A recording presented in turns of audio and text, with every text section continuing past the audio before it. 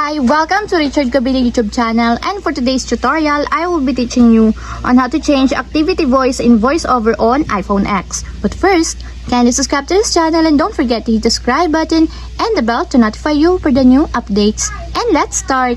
Using your iPhone X from your home screen first, go to Settings. Then in the settings, scroll down and find the accessibility, then tap. Then in the accessibility, go to vision section and then tap the voiceover. Then in the voiceover, scroll down and then tap the activities. Then in the activities, tap the list of activity that you want. Then in your activities, go to speech and audio settings and then tap the voice. Then in this part in the voice, select the language that you want. For example, I want to select the English.